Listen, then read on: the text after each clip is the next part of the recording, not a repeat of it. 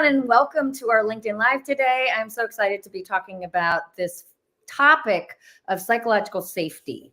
So much of our success depends on building organizations where we feel safe to speak up, to learn, and yes, to fail. I am, of course, quoting the one and only Amy Edmondson, who is my fabulous guest today. Amy, welcome. I'm so excited to have you today as my guest to talk about psychological safety. Laura, thank you so much for having me. It's really a thrill to be here. So Amy Edmondson is really, I see her as the world's leading expert on psychological safety. She is Novartis Professor of Leadership and Management at Harvard Business School. She is the author of, and I'm holding it up, Fearless Organization, as well as the more recent book, which is Right Kind of Wrong. So obviously we'll be building off of both of those books today, but particularly the Fearless Organization. So Amy, I would love to start first with the story behind psychological safety, which you now use as the opening example for your book, Right Kind of Wrong. So tell us a little bit about that. All right, let me try to tell it succinctly. So I am a second-year PhD student, right? So this is a long time ago. And I have just gotten, for the first time, actual data from the field. This is a big study that I'm just a small part of. I'm a researcher, part of a large study of medication errors in a couple of Boston hospitals. And my part of the study was simply to use a, by then, validated team instrument developed by my advisor to assess the teamwork properties of the different patient care teams. Other trained medical investigators were collecting daily or every other day data on medication error events, right? So they're collecting that. They do that for 6 months. I do my part in month 1. I am waiting for 6 months to get their data so I can run the correlations and see whether sort of better teamwork allows for lower errors. Pretty straightforward hypothesis. Of course, I hoped it was true. I expected it to be true. I expected to be able to publish something. And alas, I got the data and plugged it into my model. Not only was I wrong, I was 100% wrong. It was the data showed a significant correlation between teamwork and error rates in the wrong direction. And so this was, a shock and not a happy one. I was, kind of devastated and wondered, how am I going to tell my advisor and what am I going to do? I'm going to have to drop out of school and all the rest of the nonsense thinking that people are prone to, or at least I am. And rather than, really panic, I forced myself to sit and think and took me a while, but eventually, a few hours later, I thought, well, wait just a minute, right? Maybe the better teams, greater teamwork, better led, better sort of culture climate, maybe they don't make more errors. Maybe they are more willing and able to speak up about errors. Now, that seemed to me, it was an aha moment. When I shared it with the medical directors in the running the real study, they were like, no way, right? That's just, that seemed too soft, that there would be those kinds of differences.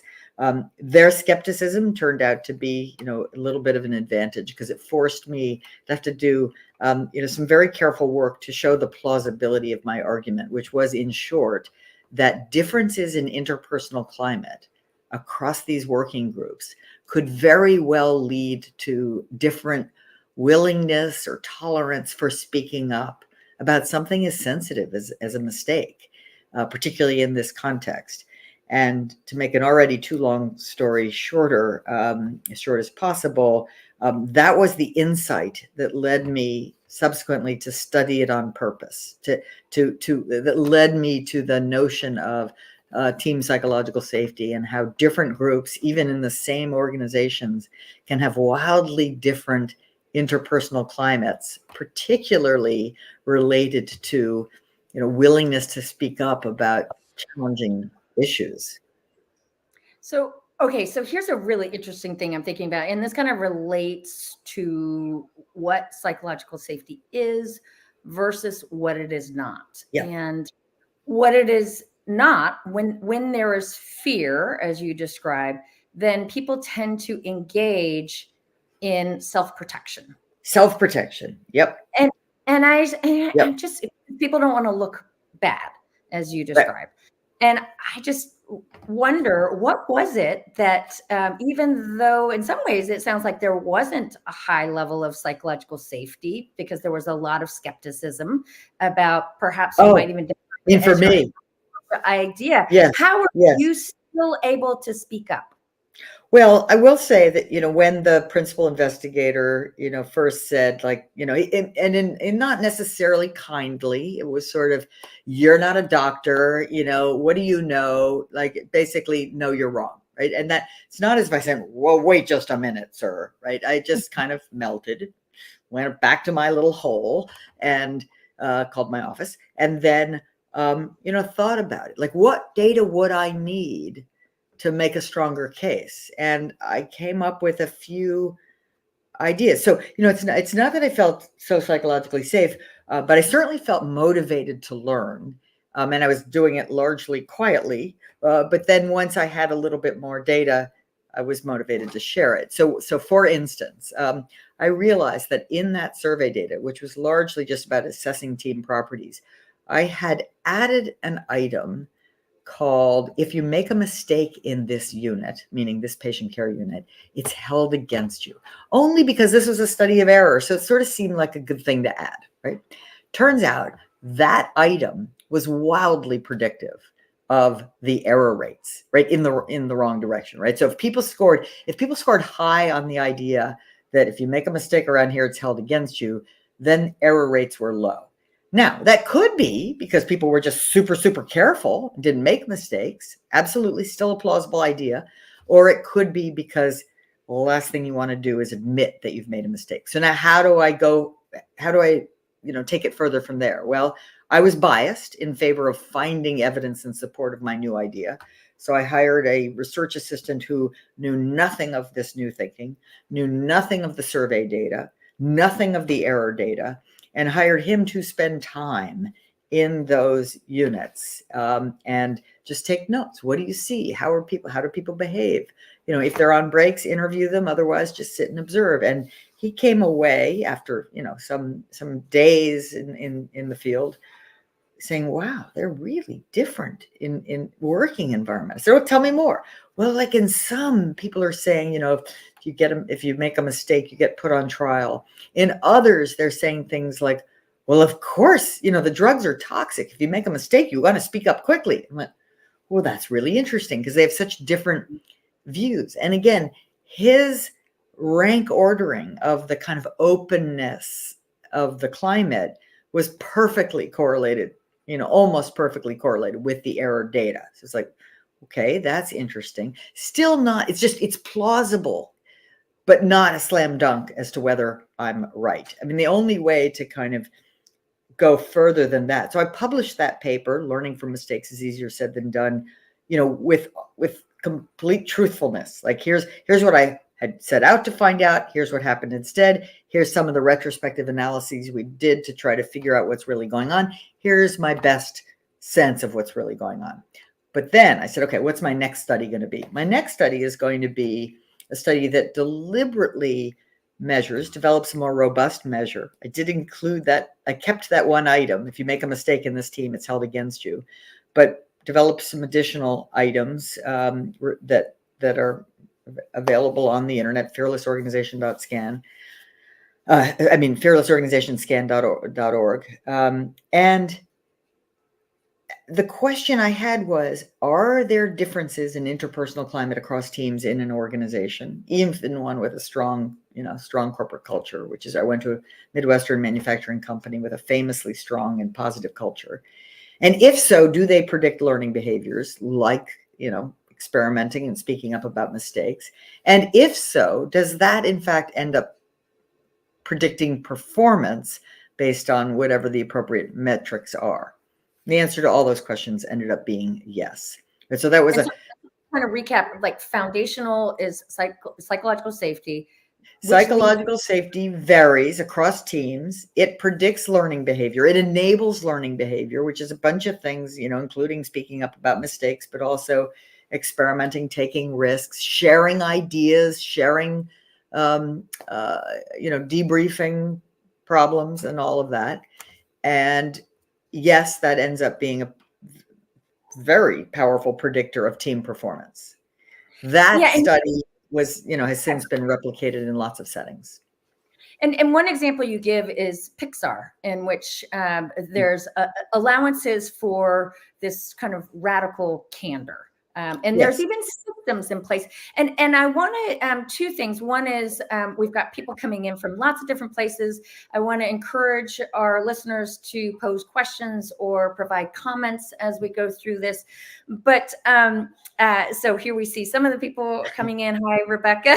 Welcome. And nice to see there's another Amy Edmondson fan. But just, when we talk about candor and we talk about having this kind of being in the learning zone, if you will, in which leader and team members can make mistakes, can talk about these, can provide feedback. We had some interesting discussion that stemmed from a recent reposting of Adam Grant's post on, in his words, in cultures of politeness, dissent is a threat to social harmony. People nod and smile even if they disagree, and silence fuels group think. In cultures of integrity, on the other hand, dissent is a sign of commitment to quality. People voice their views, and respectful debate improves decisions. So one of the comments was around, we need to always have a kind of a climate of politeness, and to which you responded that actually it's less about politeness and more about respect, and that often politeness is holding back candor. Even you describe, there's like, we're polite in the meeting, and then as soon as we walk out of the meeting, then we talk about what actually happened. So share a little bit about this idea of, and you cited Kim Scott here and her idea of radical respect. Right, which is a wonderful new book, Radical Respect, follow on from Radical Candor. And yes, so I mean, I think, it may be many of our listeners may be thinking, well, this is just language. And to a certain extent, that's true, right? Because what you mean by politeness might be different than what I mean by politeness. But oftentimes politeness is about, and the irony here is that politeness was created by societies as a means of showing respect, right? I will be polite to an elder, right? I'll be polite to a high status, person in the organization. But unfortunately, that politeness comes with not telling the truth, right? It implies a not sharing, which is absolutely fine in social settings, not fine in organizations where customers and sometimes patients or passengers are depending on our candor, because our candor is essential to producing performance in an uncertain, complex, interdependent environment. And so, so we have to learn, not to be, we will be habitually polite, especially with hierarchy. And we have to learn to be respectful instead, right? To pause and say, I see it differently. And here's why, but what am I missing, right? So very respectful, but honest and direct. And as you describe, Amy, you say literally airplanes have crashed, financial institutions have collapsed, patients have needlessly died because people are afraid to speak up. And, one of the most harrowing stories that you share in the Fearless organization is the terrible story about the two Boeing 747 jets that collided on an island runway in the Canary Islands back in March of 1977. 583 people died. So obviously, it's not only that work quality goes down, but literally lives are at stake when we talk about psychological safety. And in that famous accident that has been well documented, Tenerife disaster, the black box data recorder showed a kind of tentativeness and unwillingness by the co-pilot or junior person in the crew to speak up directly and say no to the captain, who was about to essentially drive into the path of another, these giant airplanes. And so here is a situation where, in fact, there is someone right next to you who sees what's about to happen, and his own life is on the line, and he cannot, because of the power, the cognitive power of hierarchy, he cannot find a way to express the no, right? To speak up forcefully and clearly about this error. And I want to ask a question here. So thanks, Alana, for posting that. So this is from Brad. Are there specific peer-reviewed research citations that link psychological safety with occupational safety performance, specifically significant injury and fatality prevention, not merely generalized team performance? Merely. Yes. And, Brad, I looked this up recently myself on Google Scholar, and I found a few articles I think that would fit the bill. I don't have the citations off the top of my head, although I did include them in a so I can share them later in a PowerPoint presentation. The work tends to look at safety, climate, and good measures of how people act and feel about worker safety, occupational safety. Very strongly associated with psychological safety, I think for the obvious reasons, right? Because this is so much about being able to speak up when you see someone doing something unsafe, being able to push back when a manager or supervisor asks you to do something unsafe, right? You can see that connection is very real. And so the studies tend to not have, they might have lost workday measures, but fortunately, I think for all of us, actual deaths are few and far between. I'm not saying they don't exist, they do, but it makes, just like in healthcare, in hospitals, it makes for a difficult dependent variable, thankfully, again. So we often have these proxy measures where it's people's perceptions of safety performance rather than actual deaths or lost work days. But you'll see some of that in there too. So I found 3 or 4 articles that I would say would fit that bill. And again, I don't think it's surprising, really. Yeah. Okay. Thanks for answering that. And I know that we've got some discussion here, kind of built off of this politeness versus respectful candor, respect. And so I'm wondering, Alana, can we post one of those? So Laura Putnam's and Amy Edmondson's last post about politeness prompted me to look up the definition of the word. I came to understand why people see it differently. Some people associate politeness with restraint. Others associate with respect. The definition is ambiguous. Personally, I'm pro-politeness. Based on my definition, I view advocacy of less politeness as favoring more incivility. No. So I'd love to hear your response to that. Well, it's funny because I literally took a course in graduate school with the amazing Roger Brown on politeness theory. And it's always like a whole course on politeness. So where does it come from in languages and so on? And indeed, it's highly correlated with status. We spontaneously engage in more politeness behaviors with higher status individuals, which again is fine, completely and utterly fine in social circumstances.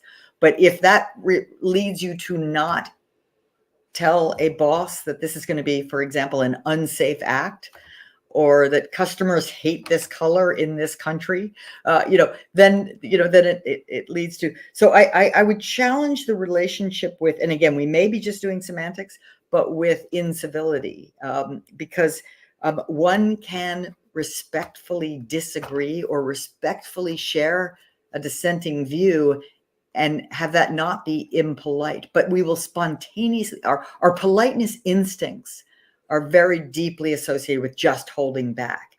And in a volatile, uncertain, complex, ambiguous world, especially when there's human safety on the line, that instinct to hold back can be, fortunately, it isn't always, but it can literally be catastrophic. And so I think we just need to realize that our politeness instincts are often at odds with truth telling. And again, socially, fine, but in a work environment with high stakes, aviation, you name it, we need to learn how to be respectful, right? Not incivil or uncivil, whatever, but to be respectful and honest at the same time. Yeah, so we've got another comment, a question rather. I'd love Amy's take on a question that I get a lot in my work.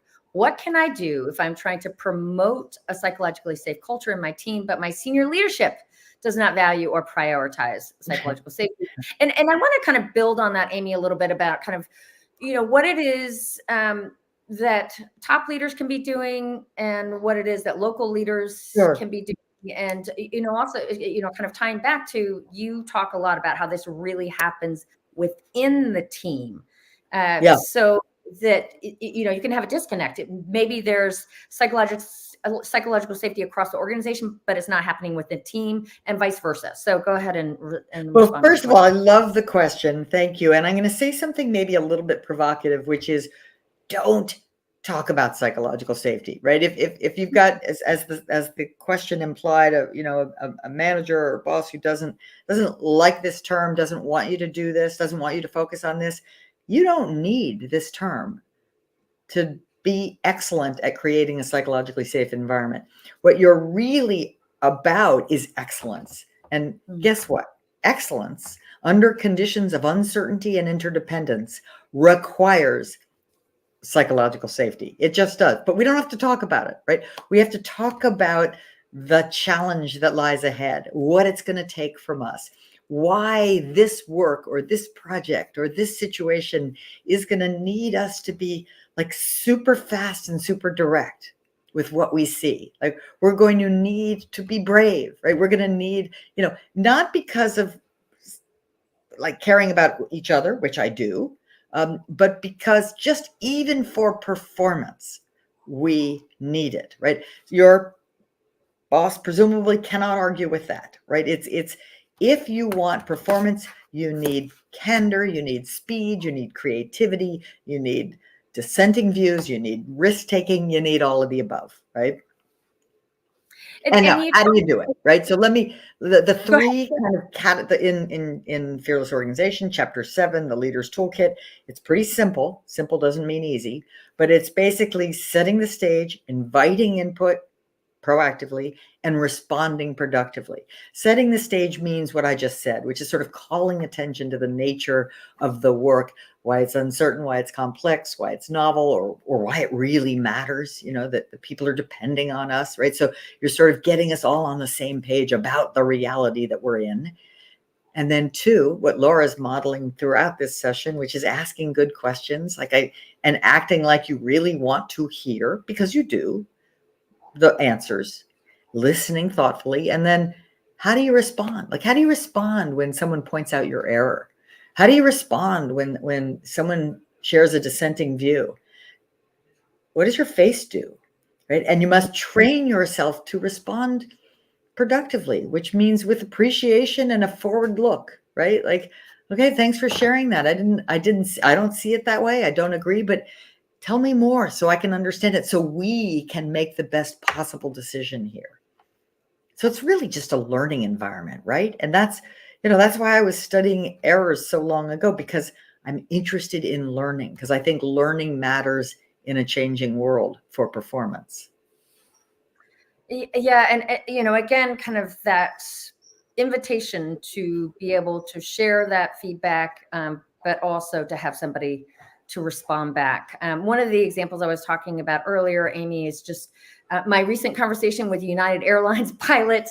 And he was sharing about how at United, there is a system in place in which the pilots are trained on kind of 3 key phrases, so that there is a system for more junior pilots to be able to voice concerns. So that the first level is, I am concerned. And then the second level is I am uncomfortable. And then the third level is this is unsafe. So Right. I'm curious about your thoughts around kind of Yeah. like these system-wide kind of norms, and then making sure that those local leaders actually Yeah. follow through. So first of all, having a system matters, right? So just because people in those moments, the amygdala gets hooked. I need to have almost a well-learned, well-recognized tool, a phrase, something I can simply, quickly, easily say, rather than having to wordsmith it myself. So that's that is I think an enormously helpful thing, because that system recognizes that the moments in which these words are needed are the moments where we are least well equipped to produce them. So I give you that handhold. I also like that it has levels, right? Here's something I'm concerned, right? That's sort of not all that threatening to say. I feel uncomfortable, a little more threatening. This is unsafe, terribly threatening thing to say to a, high status person. And so what's happening here is, this system is designed with a good understanding of like human psychology. It's sad but true that we humans need these little sort of scaffolding, like training wheels, right, to help us do the useful thing. Yeah, especially in the moment. So I think we have time for one more, and this is Skylar, who is I recently met at Williams company's event. And Skylar, thank you so much for joining. Skylar asked the questions: are there differences between genders? I'm a woman in a male-dominated field, so she is coming from the field of natural gas and pipeline construction, and Wow. wondering if Yeah. age differences or authority differences exceed gender Yes. differences. Yes, in fact, you're right. So here's the thing about gender. In many work environments like yours and like healthcare delivery, gender is often confounded with, meaning it co-occurs with status differences that based on role, right? So and so when we're talking about gender, we are often talking about role as well, or being, just being in a minority. If you are, in education as a woman, you're not in the minority, right? If you're meaning especially K through 12 education, you're in the majority. So these differences that are sometimes found in data sets are often as much a production of the role and the context as just plain gender. When we look broadly at gender, the only difference I've ever found in my data sets is in and you'll love this, but the confidence that women have to speak up at a kind of a particular level of certainty is that they will only speak up with a higher level of certainty of being right or helpful, right?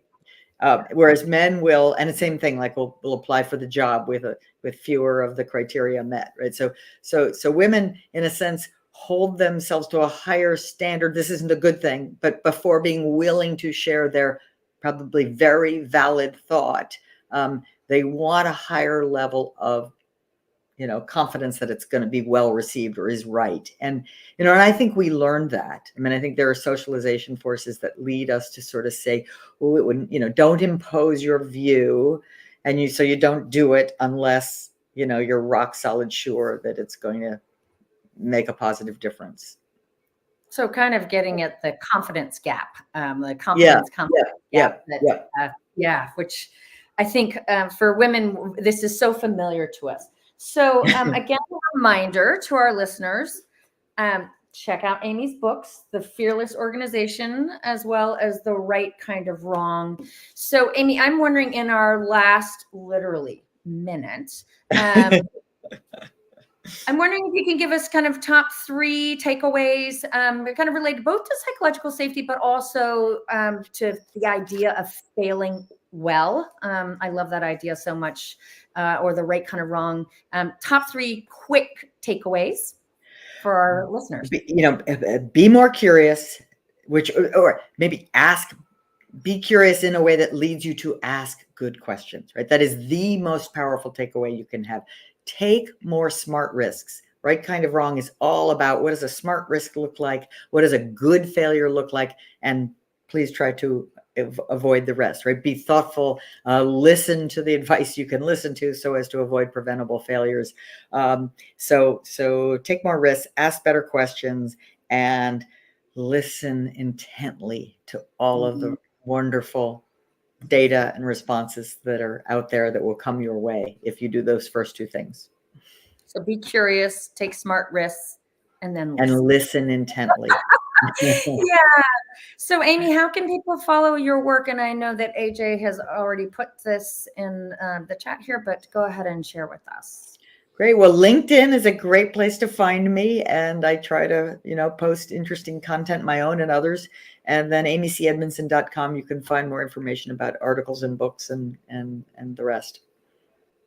So for all our listeners here, first of all, thank you so much for joining us, listeners. It's because of you that this is a success. It's because of you that we have wonderful guests like Amy Edmondson today. Next time we meet will be on June 26th, 11 a.m. Pacific time with Pete Seldevold and Heather Ostrowski on the topic of elevating employee wellness through managers. Amy, thank you so much for being our amazing guest today. And again, to all of our listeners, thank you so much for joining. We'll see you again on June 26th. And Amy, thank you again. Thank you, Laura. Great to be with you.